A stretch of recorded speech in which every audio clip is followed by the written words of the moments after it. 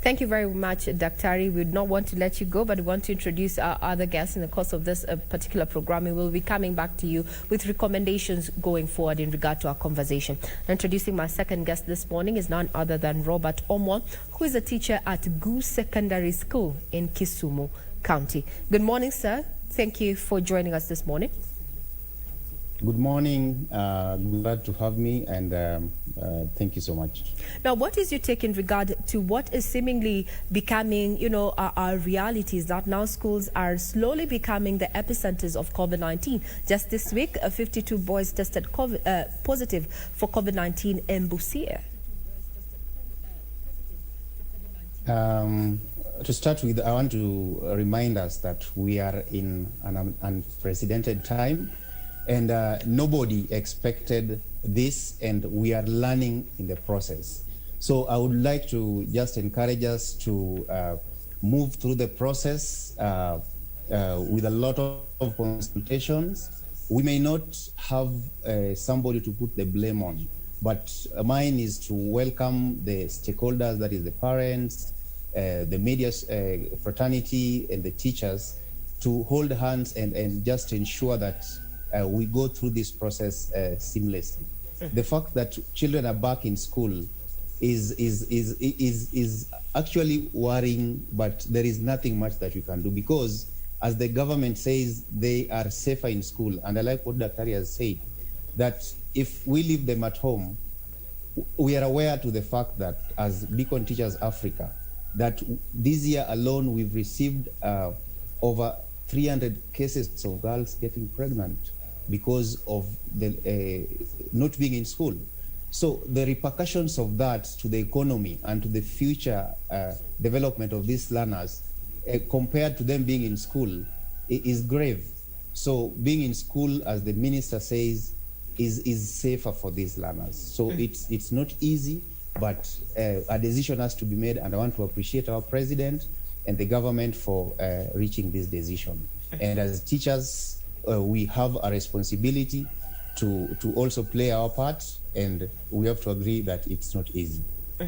Now, Mwalimu, in the event that one of your students or a couple of them tested positive for COVID-19, what are the measures are you going to take to ensure that you curb the spread and these students also remain safe?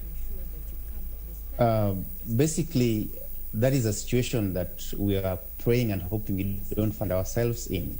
But in case that happens, there are set down guidelines that we are supposed to follow. First, this specific student should be quarantined, and most preferably, we and the government has suggested that this student should be given home care. So we will release this child to be assisted from home. But we are alive to the fact that as much as we've been told that borders are not supposed to be left to go home, we also have schools where you find it's half morning and half day.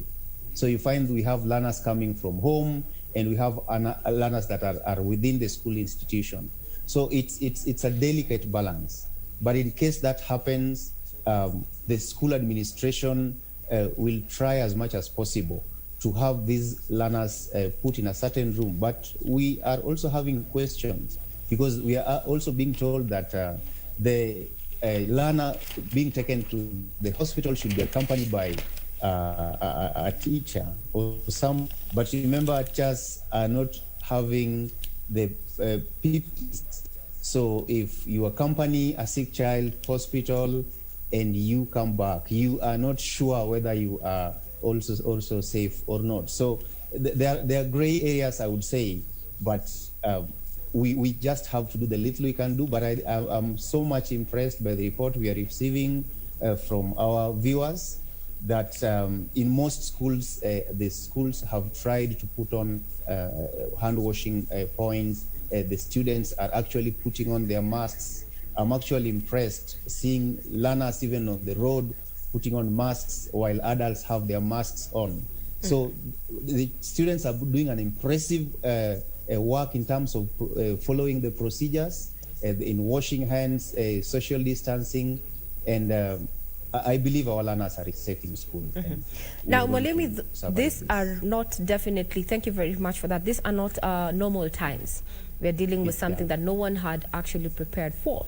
How are you handling it as a teacher when it comes to just, ensuring that the children have the guidance and counseling in regard to this pandemic? There's some who might have come from homes where they have actually dealt with this issue, or they know someone of someone. Issues of just ensuring that the safety, mental wellness of children during this COVID-19 pandemic.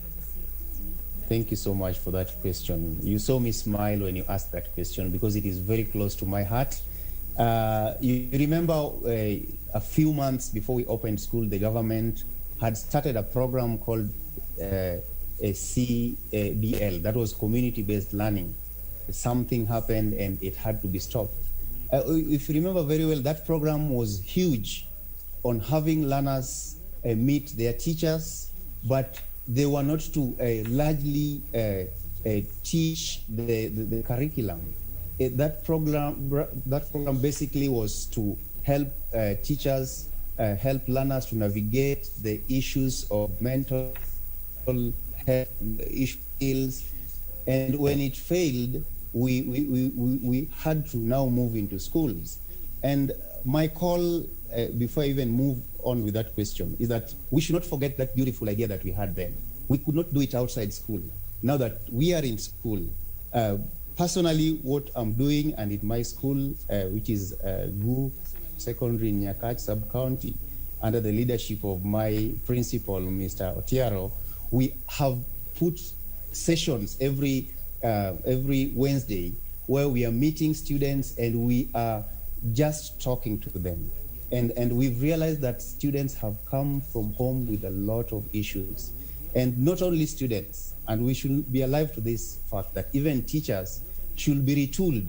Teachers should be equipped with new tools on how to navigate these murky waters that we never envisioned. And that's where now Beacon Teachers Africa has also come in very strongly, because we are having sessions with teachers on Zoom, and we are just having sessions where teachers pour out their hearts and they just bring in the issues that they're dealing with from their schools, and we are finding solutions to these issues. But I want to say that the issues of life skills, the issues of just having students coming out as advocates for gender issues, sexual reproductive health rights is a very pertinent issue, and teachers are at a very pivotal point at this time, at this point in time.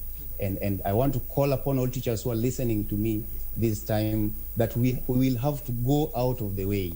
We will have to do more than just being in the classroom to ensure that we come up with strong learners. And lastly, I saw a very disturbing picture the other day from Machakos, where a very young girl in Form 3 had to hang herself. It's a very sorry thing to even talk about, simply because they are home, remember, they are not in school, and she got news that her boyfriend did something that she didn't like. So this is sad, and I want to promise you that if this child was in school, maybe the story would be different, because they would be having teachers like Beacon teachers who would be there with them and just speaking with them and encouraging them. Now let's change a little bit in that regard and talk about the new school calendar. There is quite a dilemma then as far as transition is concerned. Statistics indicate that Form 4s will leave 751,150 spaces against KCP candidates who are 1,187,517. How are we going to deal with the transition quagmire that we find ourselves in? Mwalimu. That is a tough question, I must say, because as teachers, when we went back to school, we were very excited, because for a very long time we had missed learners and we were just coming back to bond with them and just get to mentor them. But we are asking that question. I want to be very frank. We are asking that question because if we have Form 4s doing their exams in March, and we are also having Class 4s and Class 8s in school, it's going to create a very interesting situation. But my advice is, let's not cry over this. Let's put on our thinking caps, and we will have to make decisions. We will have to do things that we have never done before. But I and my students, I'm talking to them and encouraging them. That's the same thing teachers are supposed to do. Let's just have a positive mindset. That's what parents, I'm calling upon you to do, those parents who are listening to me. We may not have the normal term dates, we may not have the normal ways of teaching, but kind of the government and the institutions that are given this mandate are thinking around something. And definitely we will have children learn, because education is the only tool that we can use to transform our community and our country. So there is a way, and I thank the government because they are thinking around this.